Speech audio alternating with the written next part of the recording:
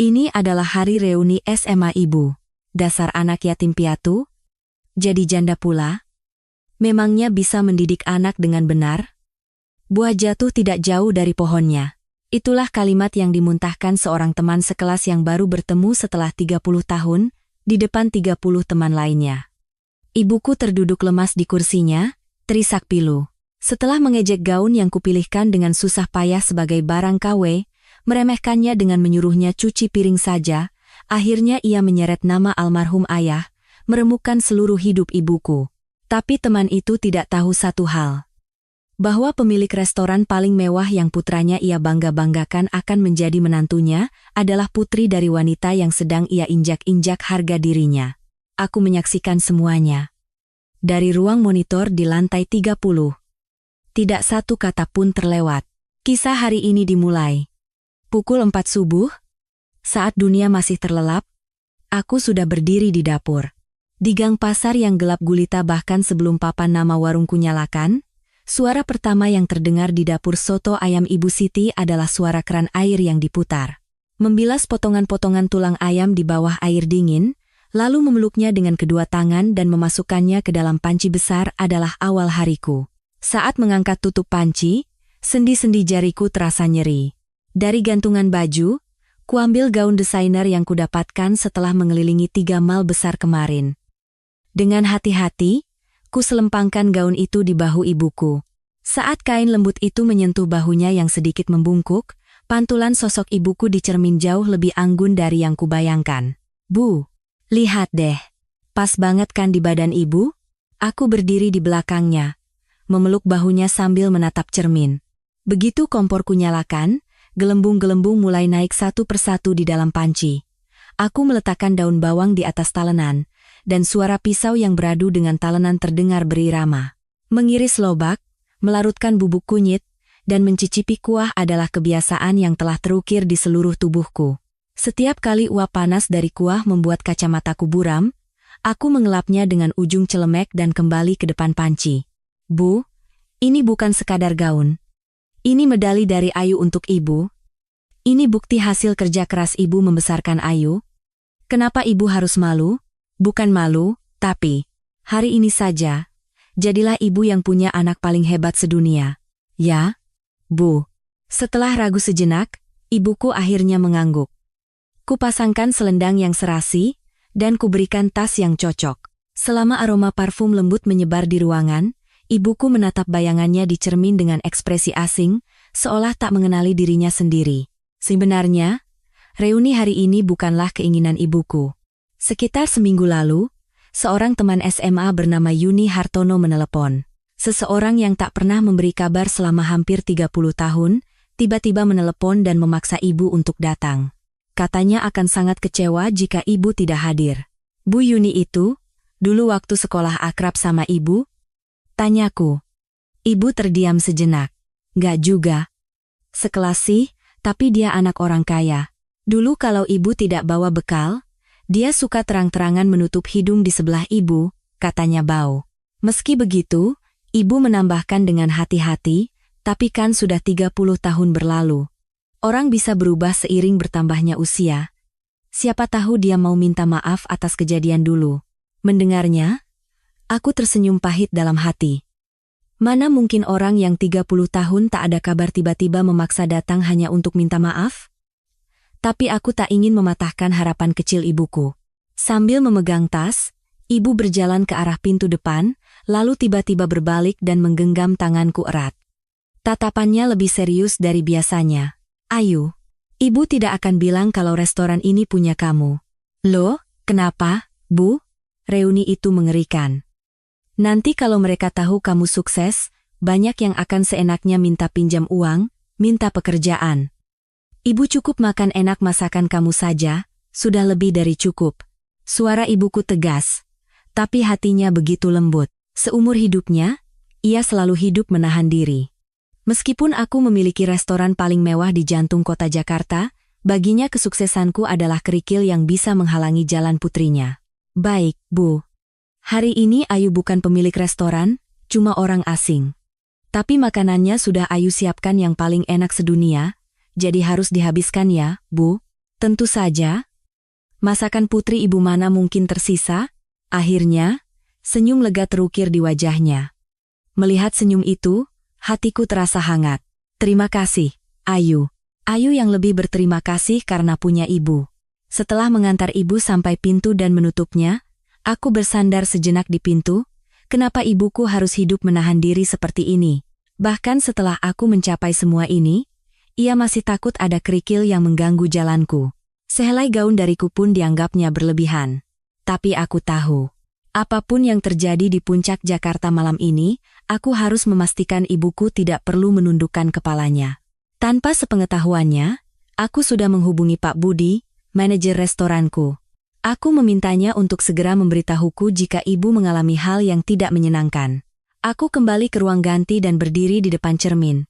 Sebuah blus dari merek yang sama dengan gaun ibu tergantung di sana.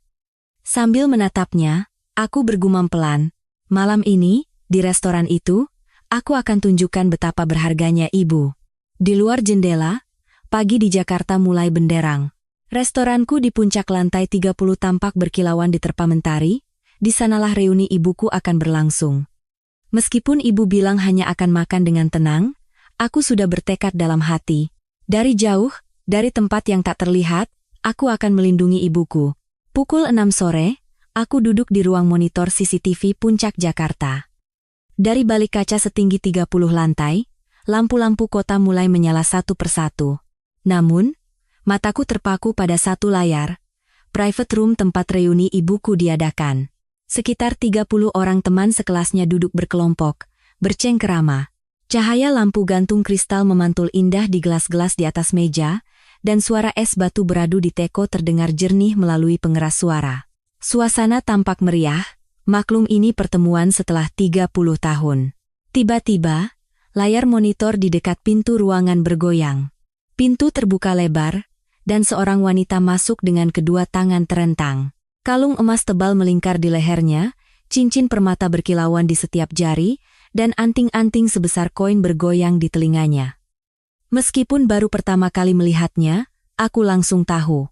Itu Yuni Hartono. Teman-teman, aku Dataang. Wah, kalian gak ada yang berubah ya? Cuma aku yang makin tua. Hahaha. Teman-teman lain menyambutnya dengan sorak-sorai. Yuni dengan santai berjalan ke tengah ruangan, duduk di kursi utama, dan meletakkan tasnya dengan bunyi letak yang keras. Tas itu memang dari merek mahal, tapi sekilas aku tahu itu bukan koleksi musim ini. Tahu nggak, susah banget loh pesan tempat ini. Suamiku kan kepala cabang bank di sini, jadi punya hubungan spesial sama pemilik restoran ini. Suami dan anakku sampai turun tangan. Oh ya, aku belum cerita ya. Anakku juga kerja di bank yang sama dengan ayahnya. Aku meletakkan cangkir kopiku. Hubungan spesial? Memang ada telepon reservasi atas nama istri kepala cabang bank, tapi Pak Budi hanya memprosesnya sesuai prosedur biasa. Yang turun tangan itu bukan mereka, tapi aku, yang menginstruksikan agar reuni ibuku mendapat ruangan terbaik. Salah satu teman bertanya dengan kagum, "Wow, Yuni, kamu hebat banget. Kita-kita ini mana mungkin bisa makan di tempat begini. Berkat kamu, kita jadi bisa merasakan." Yuni mengangkat dagunya tinggi-tinggi. Yah, inilah yang namanya koneksi. Katanya tempat ini pendapatannya lebih besar dari perusahaan menengah. Loh, anakku seumuran sama pemiliknya, jadi aku lagi berpikir mau kujadikan menantu. Mendengar kata menantu, aku tertawa kecil. Bulan lalu, putranya itu sampai berkeringat di lobi hanya untuk bisa memberikan kartu nama pada Pak Budi. Putranya itu mau jadi suamiku? Bu Yuni, imajinasi Anda sudah setingkat penulis novel. Yuni tidak berhenti di situ. Ia berkeliling, tak henti-hentinya menyombongkan betapa hebat bank suaminya dan betapa sukses putranya di kantor pusat. Saat seorang teman dengan hati-hati bertanya, "Yuni, kepala cabang kan bukan direktur bank?" Yuni menjawab tanpa berkedip. "Kamu tahu apa itu kepala cabang? Di daerahnya, dia itu rajanya. Nanti setelah suamiku pensiun, dia pasti langsung jadi dewan kehormatan." Aku menyesap kopi dinginku.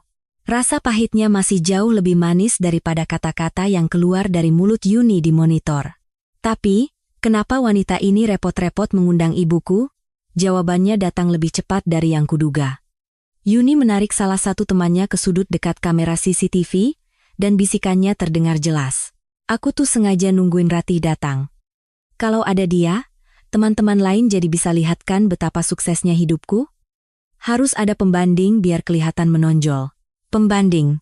Melihat bibir Yuni bergerak di monitor, ujung jariku terasa dingin. Ia mengundang ibuku setelah 30 tahun hanya untuk dijadikan latar belakang pamer kesombongannya. Tepat pada saat itu, pintu ruangan terbuka pelan, dan ibuku masuk. Mengenakan gaun yang kupakaikan pagi tadi, dengan selendang yang tertata rapi, dan memegang tas dengan kedua tangan, ia masuk sambil sedikit menunduk. Di tengah keramaian ruangan, sosoknya tampak begitu hening dan anggun. Reaksi Yuni sangat cepat. Ia memindai penampilan ibu dari atas ke bawah. Ekspresinya tertangkap jelas di monitor. Bibirnya tersenyum, tapi matanya tidak. Loh, Ratih? Kamu datang juga. 30 tahun, ya? Hampir lupa wajahmu. Yuni menghampiri ibu, pura-pura menyambut sambil menyentuh lengan gaunnya. Lalu ia memiringkan kepala. Tapi kamu hari ini agak berlebihan, ya? Bajunya mentereng sekali. Ini hadiah dari putriku. Apa kabar, Yuni? Suara ibuku tenang, tapi di monitor terlihat tangannya mencengkeram erat tali tasnya. Yuni mengangkat bahu dan berbalik ke arah teman-teman lain. Katanya hadiah dari putrinya. Baik ya? Tapi kalau datang ke tempat begini, etika lebih penting dari baju. Pemilik restoran ini VVIP suamiku, aku tahu betul. Tempat ini bukan untuk sembarang orang. Aku menatap lekat wajah ibuku di monitor. Yuni yang diharapkan akan berubah, ternyata sama saja seperti 30 tahun lalu. Tidak.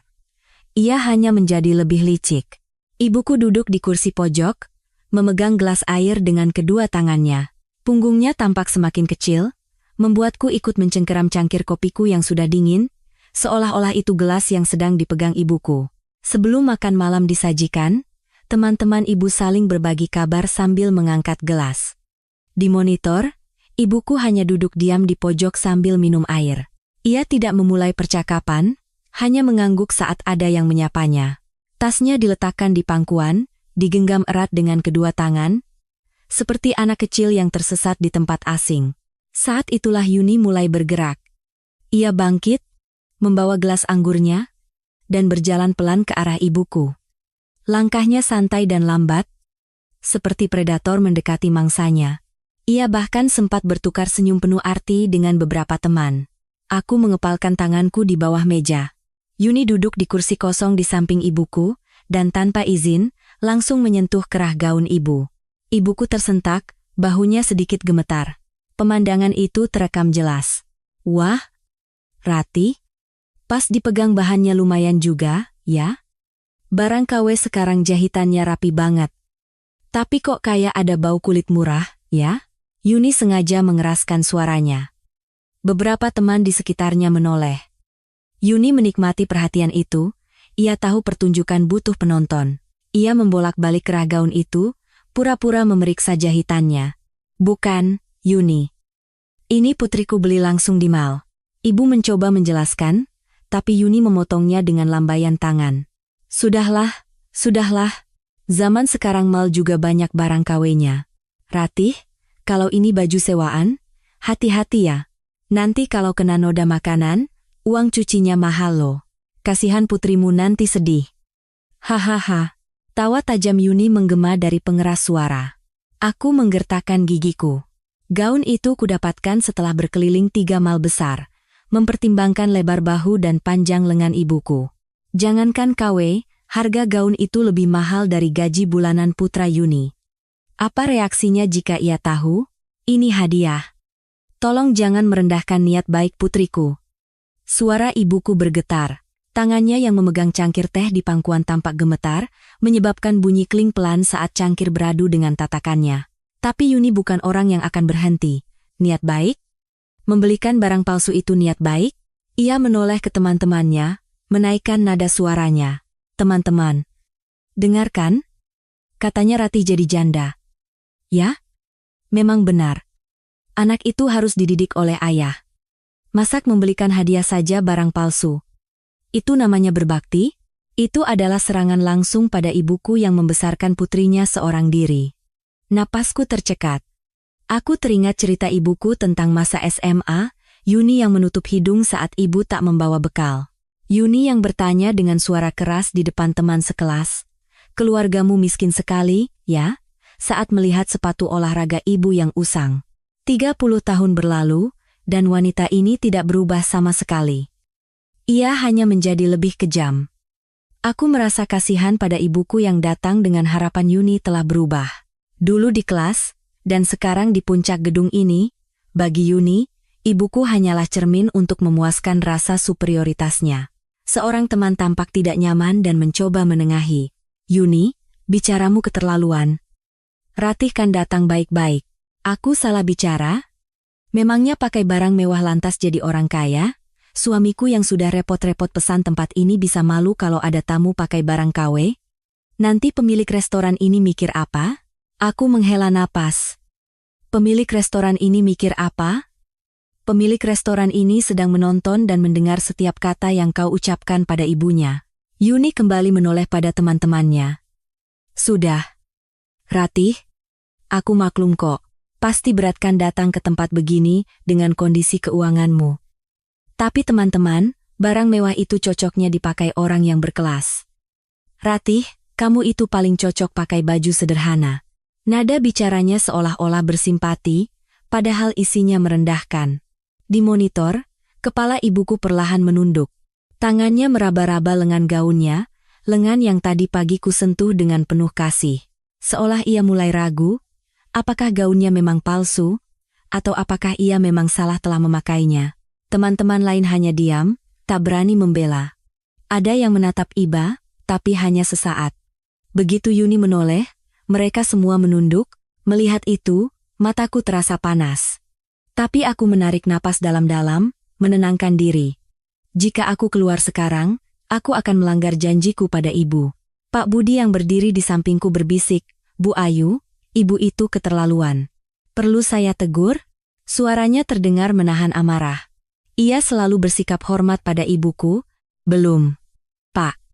Kita lihat saja dulu." Aku menjawab dengan tenang, mataku tak lepas dari ibuku di monitor. "Ibu, tolong jangan menunduk karena kata-kata seperti itu. Gaun yang ibu pakai mungkin bukan yang termahal di dunia, tapi itu yang paling penuh cinta." Sekeras apapun wanita itu berteriak KW, ia tak akan bisa memalsukan ketulusan di baliknya. Di monitor, tawa tajam Yuni kembali terdengar. Sambil mendengarnya, aku menyusun rencana dengan kepala dingin. Belum saatnya, tapi, Yuni Hartono, setiap kata yang kau ucapkan malam ini, akan kuingat baik-baik. Aku keluar dari ruang monitor menuju koridor. Aku khawatir pada ibu, tapi aku perlu menenangkan kepala. Melihat di monitor dan mendengar langsung sangat berbeda. Setiap kali mulut Yuni bergerak, ada sesuatu yang mendidih di dalam diriku. Jika terus begini, aku tidak yakin bisa menepati janjiku. Koridor dialiri musik klasik yang menenangkan. Lantai marmer memantulkan cahaya lampu dengan lembut, dan pemandangan malam Jakarta terhampar sunyi di balik jendela kaca. Di tengah ketenangan itu, ada satu sosok yang tampak tidak pada tempatnya. Seorang pria muda berjas, terus-menerus membungkuk di hadapan Pak Budi. "Pak Budi, tolonglah, sekali saja. Saya hanya ingin mengucapkan terima kasih karena sudah menyiapkan tempat sebagus ini untuk reuni ibu saya. Sebentar saja, Pak." Itu Bagas, putra Yuni, manajer pemasaran di bank tempat ayahnya menjadi kepala cabang. Alasannya mengucapkan terima kasih, tapi tujuannya yang sebenarnya sudah kami ketahui. Dana simpanan perusahaan restoranku yang sangat besar. Isu yang menentukan kinerja cabangnya, makanya ia rela datang di akhir pekan dengan setelan lengkap. Pak Budi tampak serba salah. "Pak Bagas, sudah saya sampaikan, Bu Ayu sedang ada jadwal. Silakan buat janji resmi melalui sekretaris." "Pak, kalau lewat jalur resmi bisa 3 bulan lagi?" "Kepala cabang kami, ayah saya, sangat berharap bisa bertemu. Kalau saya pulang dengan tangan kosong, habislah saya." Suara Bagas terdengar putus asa. Kartu nama di tangannya sampai sedikit lecek karena keringat. Aku memperhatikannya sejenak dari sudut koridor, lalu melangkah perlahan, suara hak sepatuku memecah keheningan. Bagas menoleh, Dan begitu mengenaliku, punggungnya langsung tegak lurus, lalu membungkuk 90 derajat. Bu Ayu, saya Bagas. Ayah saya sangat ingin bertemu dengan ibu. Mohon waktunya sebentar saja. Bagas menyodorkan kartu namanya dengan tangan gemetar. Aku menatap kartu nama itu, tapi tidak menerimanya. Pak Bagas, apa saya terlihat punya banyak waktu luang?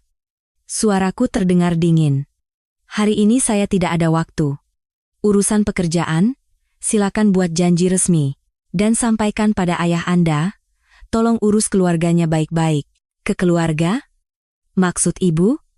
Wajah Bagas tampak bingung. Aku menatapnya lekat-lekat. Simpan saja kartu namanya. Tepat saat itu, suara Yuni terdengar dari dalam private room.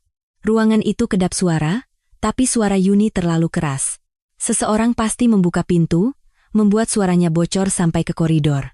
Teman-teman, sebenarnya pemilik restoran ini calon menantuku. Sudah aku incar. Gedung ini juga miliknya. Jadi sebentar lagi aku ini jadi pemilik gedung ini. Mendengar itu, wajah Bagas pucat pasi. Bibirnya bergetar, dan tangannya yang memegang kartu nama terkulai lemas.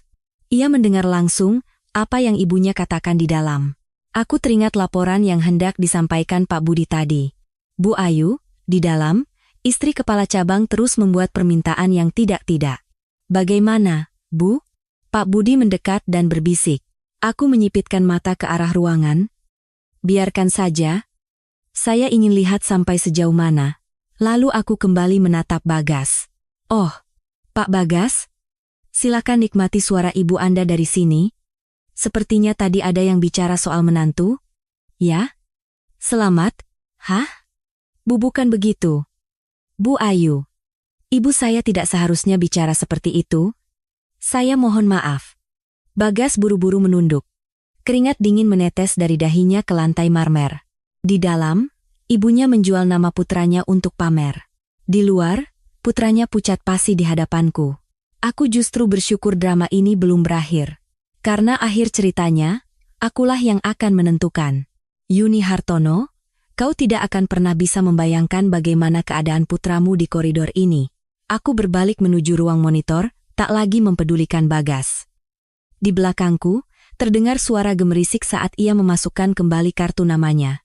Kembali ke ruang monitor, suasana di dalam ruangan sudah berubah. Beberapa botol anggur kosong berdiri di atas meja, dan wajah teman-teman ibu memerah karena alkohol. Begitu juga Yuni, atau lebih tepatnya, Yuni jauh lebih parah. Pipinya memerah, suaranya naik 1 oktav, dan gerak tangannya semakin liar.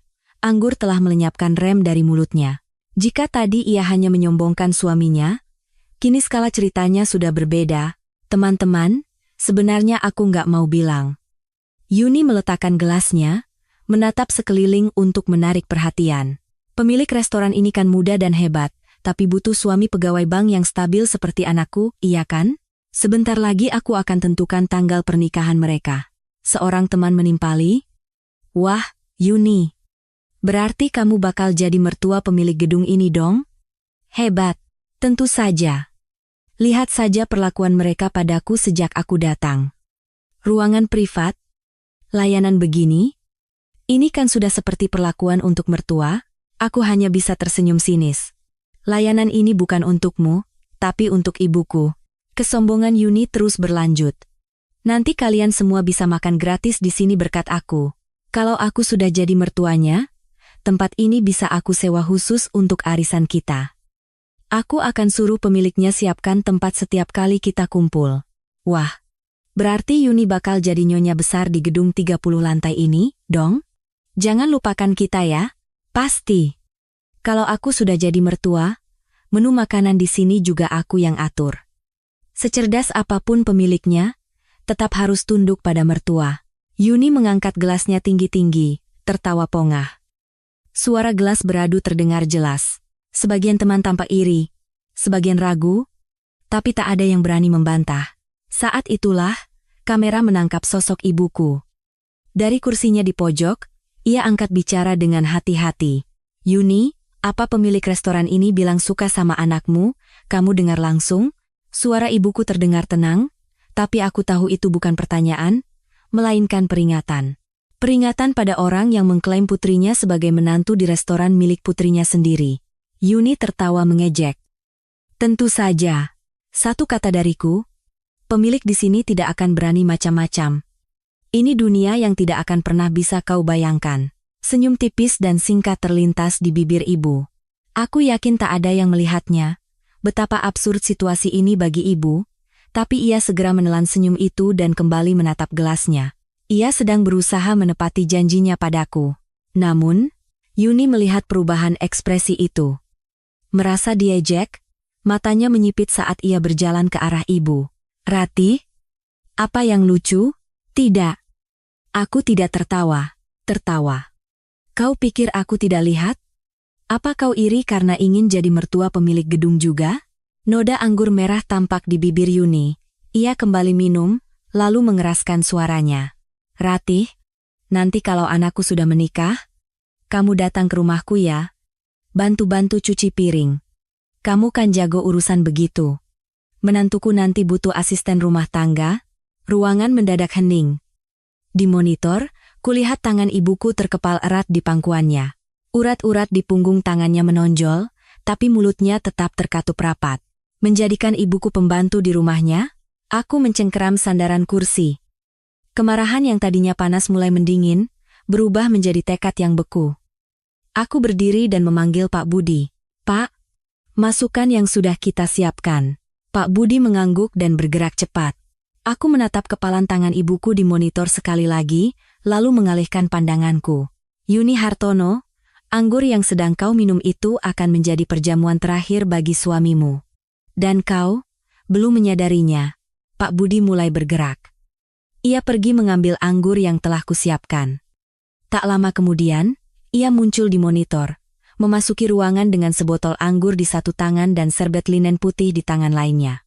Anggur itu adalah koleksi vintage yang kusimpan khusus untuk ibuku, jarang sekali dikeluarkan untuk tamu. Melihat Pak Budi masuk, Yuni langsung bereaksi. Ia bangkit dan menyodorkan gelasnya. Wah, manajernya sendiri yang datang. Memang beda ya perlakuan untuk VVIP suamiku. Sini, tuang ke gelasku dulu. Pak Budi melirik gelas Yuni tanpa mengubah ekspresi. Ia berjalan melewatinya, langsung menuju ibuku yang duduk di pojok. Ia berhenti di depan gelas kosong ibu, membungkuk hormat, dan mulai menuangkan anggur berwarna rubi pekat itu. Ruangan menjadi sunyi, hanya suara anggur yang dituang ke gelas yang terdengar. Anggur ini adalah koleksi vintage yang secara khusus diperintahkan oleh ibu direktur kami untuk disajikan hanya kepada tamu yang paling terhormat. Suara Pak Budi rendah namun jelas, terdengar oleh semua orang di ruangan itu. Yuni membeku, gelasnya masih teracung di udara, wajahnya kebingungan. Pandangan teman-teman lain berpindah-pindah antara Yuni dan ibu. Orang yang tadinya mereka anggap VVIP, ternyata diabaikan. Hei, manajer! Teriak Yuni sambil membanting gelasnya ke meja. Harusnya tuang ke gelasku dulu. Kamu tidak tahu saya siapa? Saya istri kepala cabang bank yang jadi nasabah di sini. Suami saya itu dekat sekali dengan direktur kalian.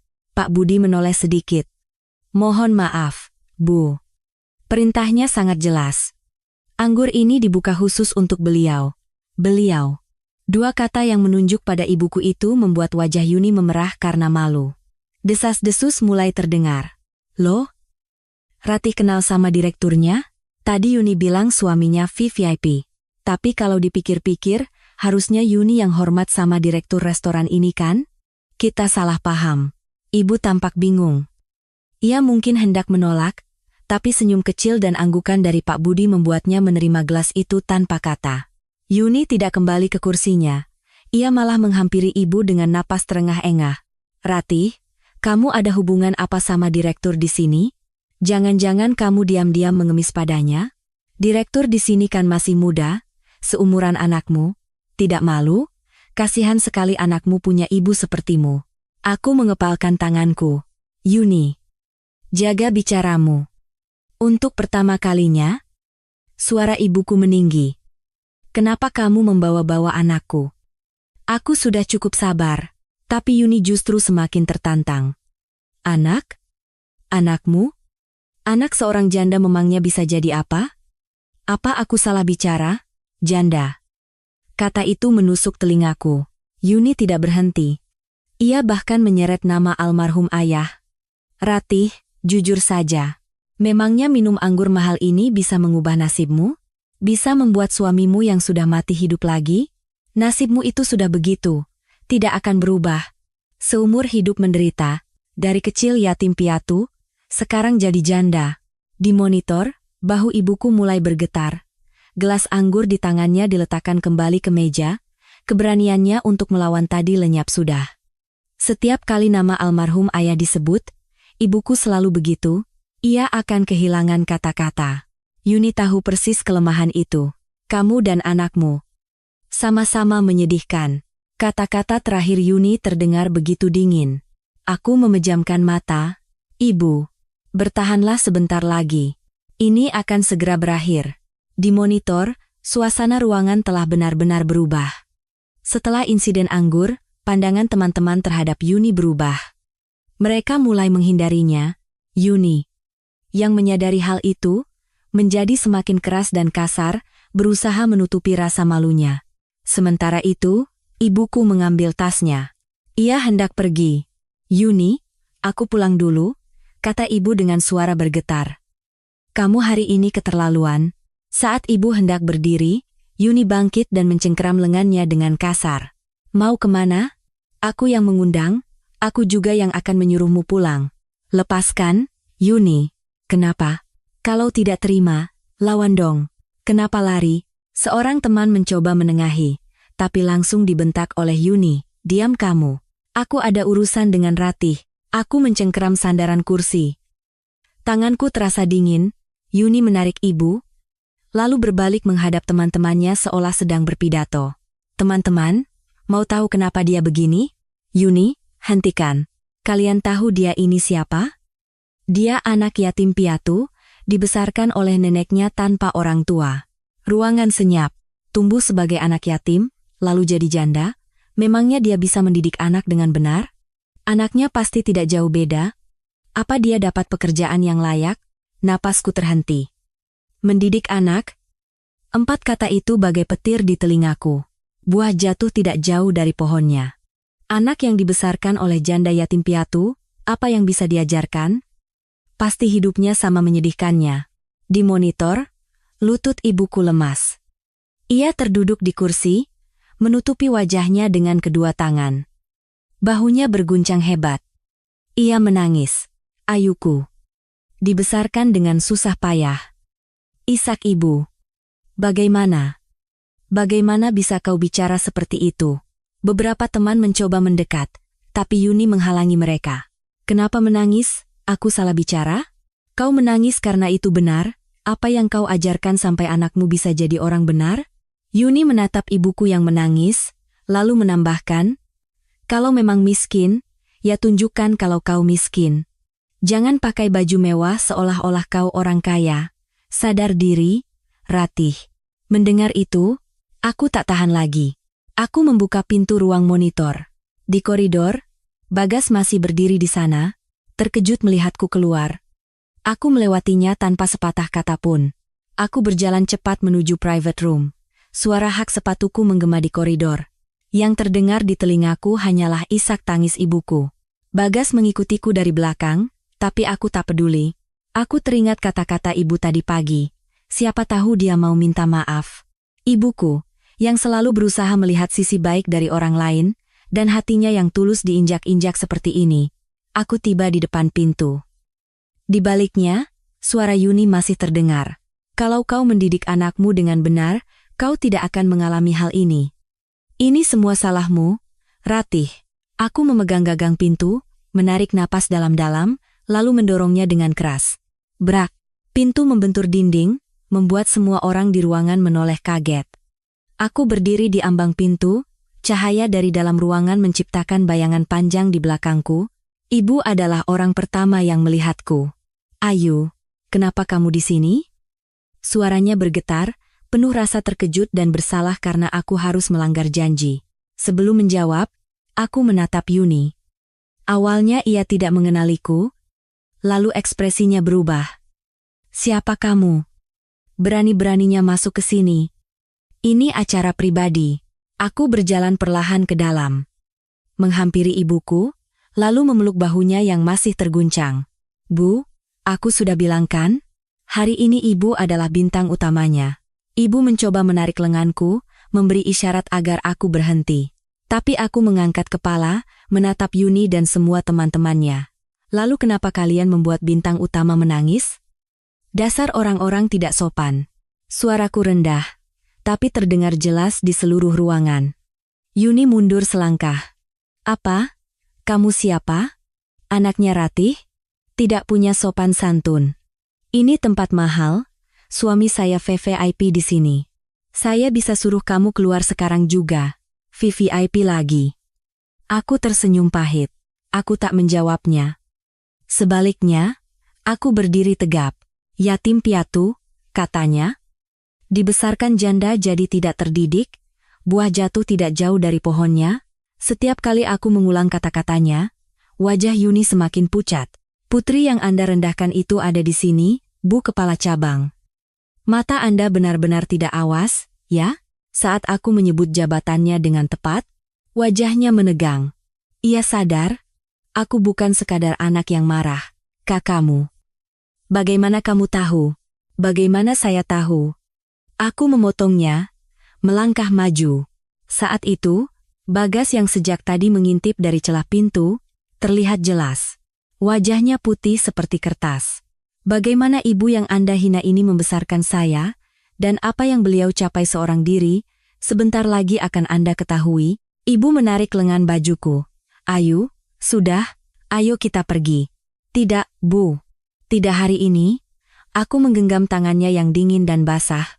Ibu sudah menahan ini selama 30 tahun. Hari ini, biarkan Ayu yang mengambil alih. Air mata baru mengalir di pipi ibu. Tapi kali ini, air mata yang berbeda. Aku menyekanya dengan lembut. Yatim piatu. Janda. Mendidik anak. Kata-kata itu terngiang di kepalaku. Yuni Hartono, kau akan lihat bagaimana kata-katamu itu menghancurkan hidup suami dan putramu. Aku kembali menatap Yuni. 30 pasang mata kini tertuju padaku. Menahan napas. Ruangan itu sunyi senyap.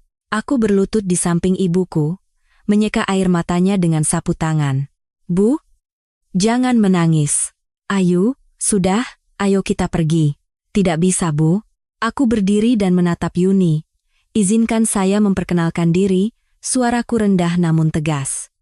Saya pemilik restoran Puncak Jakarta ini, sekaligus pemilik gedung ini, Ayu Lestari, hening. Lalu terdengar suara orang-orang menahan napas. Dan Ibu Ratih yang ada di sini, adalah ibu saya yang sangat berharga. Wajah ibuku terperangah. Ia menatapku dengan tatapan campur aduk antara rasa bersalah karena janji yang kuingkari dan rasa bangga. Aku memberinya tatapan menenangkan. Tidak apa-apa, Bu. Janji ini memang harus dilanggar. Ruangan menjadi riuh. Anaknya Ratih pemilik restoran ini, berarti anggur tadi, ya Tuhan. Wajah Yuni pucat pasi. Apa? Kamu? Pemilik di sini? Tidak mungkin. Suaranya bergetar. Manajer tadi bilang suami saya VVIP. Pak Budi masuk dan berkata dengan tenang. Mohon maaf. Bu Yuni. VVIP yang sebenarnya adalah Bu Ayu. Suami ibu adalah pengelola aset milik Bu Ayu. Ruangan ini pun disiapkan atas perintah khusus Bu Ayu untuk reuni ibu beliau. Setiap kata dari Pak Budi membuat tubuh Yuni goyah. Kebanggaan yang ia bangun di atas kebohongan kini runtuh. Tidak mungkin. Anaknya Ratih. Pemilik gedung ini? Ia menatap teman-temannya, mencari dukungan. Tapi tak ada satupun yang berani menatapnya. Menara kesombongannya hancur berkeping-keping.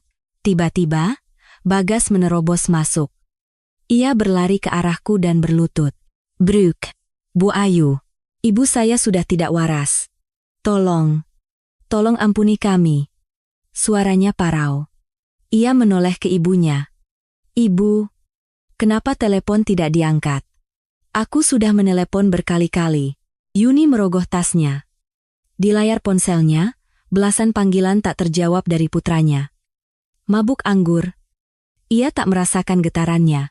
Bagas pasti terus menelepon setiap kali mendengar ucapan kasar ibunya bocor ke koridor. Bagas? Kenapa kamu di sini? Yuni masih bingung. Kenapa? Ibu tahu apa yang sudah ibu lakukan di depan beliau? Ibu tahu siapa beliau ini? Teriak Bagas. Beliau ini nasabah terbesar di bank kita. Simpanannya saja 300 miliar di cabang kita. Saya datang ke sini untuk memohon agar dananya tidak ditarik. Dan ibu malah menghina ibu beliau.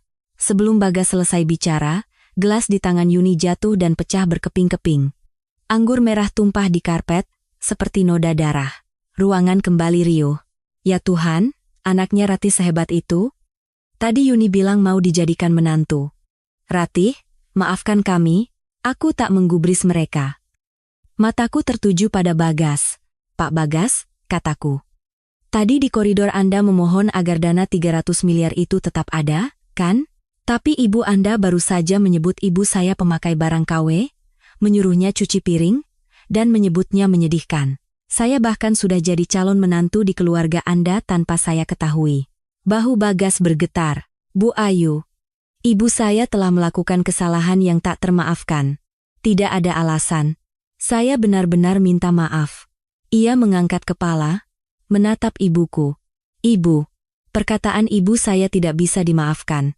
Sebagai putranya, saya sangat malu. Saya mohon maaf. Ibuku terkejut. Permintaan maaf, Bagas tulus. Ia pasti mendengar semua hinaan ibunya dari koridor. Ia berbeda dari ibunya. Tapi ini bukan waktunya. Aku mengalihkan pandanganku pada Yuni. Ia mundur ketakutan, nyaris terjatuh. Menyaksikan putranya berlutut di depan wanita yang ia sebut calon menantunya adalah pukulan telak. Ini semua. Bibir Yuni bergetar. Aku kembali pada ibuku, memeluknya. Bu, jangan menangis karena orang seperti ini. Ibu pantas mendapatkan lebih dari gaun ini. Ibu adalah orang yang paling Ayu hormati di dunia. Aku menoleh pada Yuni. Tadi Anda bilang ini KW, kan? Gaun ini saya cari selama 3 jam di mall. Kalau mau tahu harganya, saya bisa sebutkan. Setelah itu, Anda tidak akan pernah bisa menyebut kata KW lagi. Yuni diam 1000 bahasa. Ratu di ruangan ini kini tak bisa berkata apa-apa. Wajahnya merah padam karena malu. 30 tahun superioritasnya hancur dalam sekejap. Satu persatu teman-teman ibu mulai menunduk. Ratih, maafkan kami, seharusnya kami menghentikannya. Tapi aku tak butuh permintaan maaf mereka. Di mana mereka saat ibuku dihina? Permintaan maaf yang datang setelah tahu Putri Ratih adalah pemilik gedung? Apa artinya? Ini belum berakhir, kataku. Aku mengeluarkan ponselku. Aku mengangkat ponselku, lalu menelepon direktur strategis kantor pusat bank tempat suami Yuni bekerja. Aku menyalakan pengeras suara. Nada sambung yang dingin terdengar di ruangan yang senyap. Ya, Bu Ayu? Ada apa malam minggu begini? Suara di seberang terdengar sopan. Namun waspada. Aku menatap Yuni lekat-lekat. Pak Direktur, saya menelepon terkait dana simpanan perusahaan kami. Dana sebesar 300 miliar rupiah di cabang Sudirman. Saya minta dicairkan seluruhnya besok pagi. Hening. Aku bisa mendengar napas tertahan dari para tamu. Angka 300 miliar membuat wajah Yuni semakin pucat. Apa? Seluruhnya, Bu? Apa ada masalah? Masalahnya? Anggota keluarga kepala cabang Anda telah melakukan penghinaan serius terhadap nasabah. Hari ini, saya dan ibu saya dihina secara terbuka oleh istri kepala cabang. Saya akan kirim surat resmi besok. Tolong siapkan komite etik dan siapkan dokumen pencairannya. Suara direktur itu berubah tegang. Baik, Bu Ayu, mohon maaf sebesar-besarnya. Saya akan segera tindak lanjuti. Dokumen akan siap besok pukul 9. Kepala cabang Hartono, kan, Bu? Benar. Aku menutup telepon. Keheningan yang berat menyelimuti ruangan. Ayah Bagas akan segera diadili oleh komite etik. Bagi seorang bankir yang akan pensiun, ini adalah akhir yang memalukan. Aku menatap Yuni. Anda bilang suami Anda VVIP di sini. Benar. Suami Anda mengelola aset saya. Seharusnya dia yang bersikap baik pada saya, bukan sebaliknya. Anda salah paham. Yuni terhuyung ke arahku, lalu berlutut. Tepat di tempat putranya tadi berlutut. Bu Ayu, Erifenbia, saya salah. Tolong, selamatkan suami saya. suaranya pecah. Wanita yang tadinya begitu angkuh kini bersujud di lantai. Jangan memohon pada saya, kataku dingin. Mohonlah pada ibu saya, dan bertobatlah pada semua orang yang pernah Anda rendahkan dengan mengandalkan jabatan suami Anda. Yuni merangkak ke arah ibuku. Ratih, aku salah. Tolong bilang pada putrimu. Kalau suamiku dipecat, keluarga kami hancur. Isak tangisnya memenuhi ruangan. Dari mulut yang sama, keluar suara yang begitu berbeda. Ibuku menatapnya dengan tatapan yang sulit diartikan. Bukan amarah, bukan puas, tapi kasihan. Lalu Yuni berkata, Ratih, tolong. Setidaknya selamatkan putraku, Bagas. Dia tidak salah apa-apa. Untuk pertama kalinya, Yuni memohon untuk orang lain. Ayu, panggil ibuku pelan. Ya, Bu, anak muda itu, Bagas. Ibuku menatap punggung Bagas. Dia sudah minta maaf dengan tulus. Dia bilang malu punya ibu seperti itu. Dia juga berusaha menghentikan ibunya. Ayu, tolong selamatkan anak muda yang masih ingin berjuang itu. Kesalahan orang tua bukan dosanya. Ini permintaan ibu. Aku menatap ibuku. Orang yang baru saja dihina habis-habisan, kini mengkhawatirkan putra dari orang yang menghinanya. Inilah ibuku. Pelajaran yang beliau ajarkan padaku bukanlah balas dendam, melainkan kemanusiaan. Baik Bu, aku menelepon direktur itu lagi. Pak, ada tambahan. Di cabang itu ada manajer Bagas. Dia tidak terlibat dalam masalah ini, justru berusaha mencegahnya. Mohon jangan libatkan dia dalam sanksi apapun. Baik, Bu Ayu.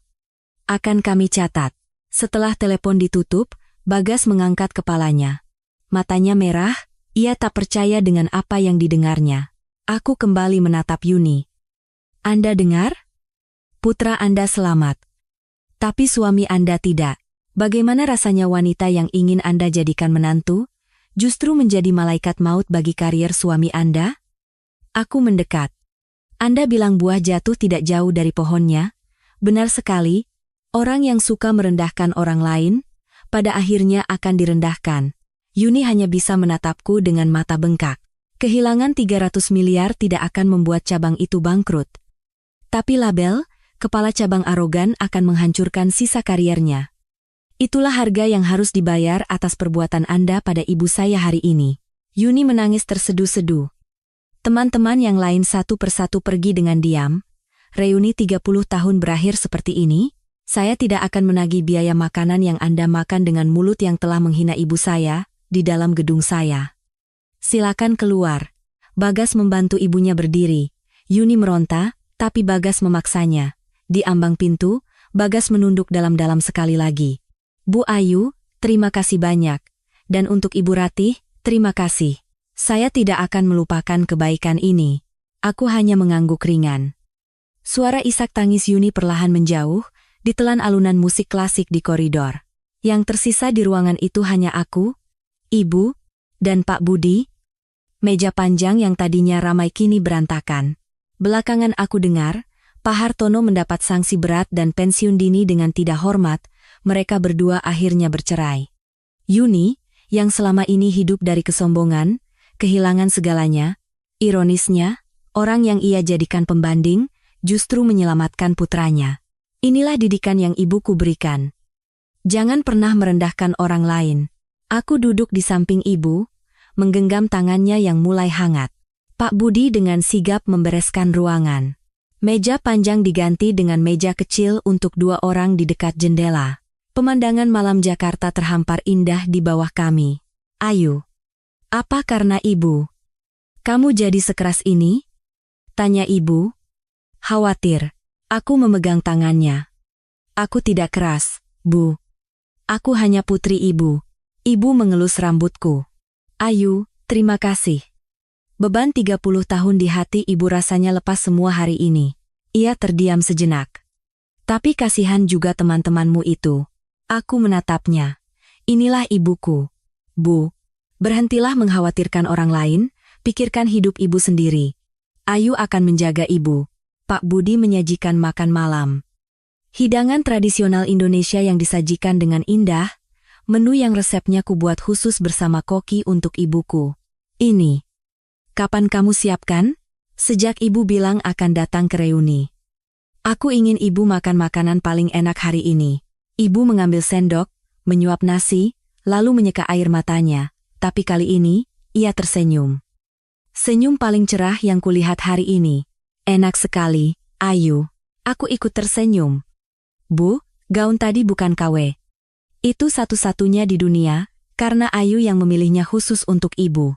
Ibu menatap lengan gaunnya. Iya. Semua yang diberikan putriku adalah barang paling mewah.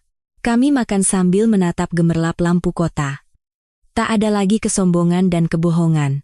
Hanya ada seorang putri yang dibesarkan dengan cinta, dan sebuah hidangan yang ia siapkan untuk ibunya.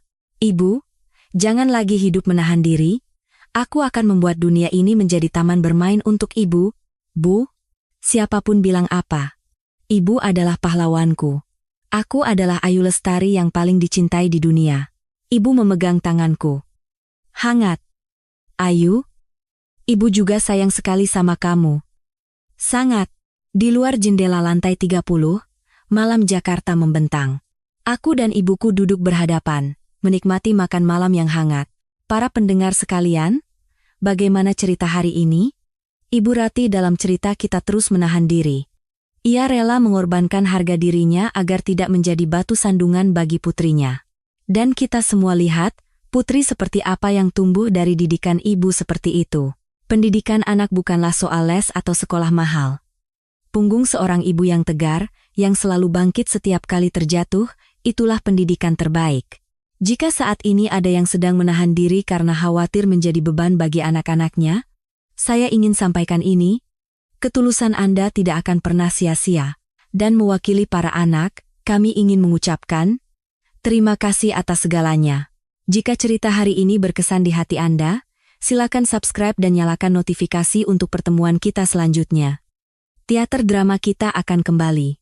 Jangan lupa bagikan perasaan dan pikiran Anda tentang cerita hari ini di kolom komentar.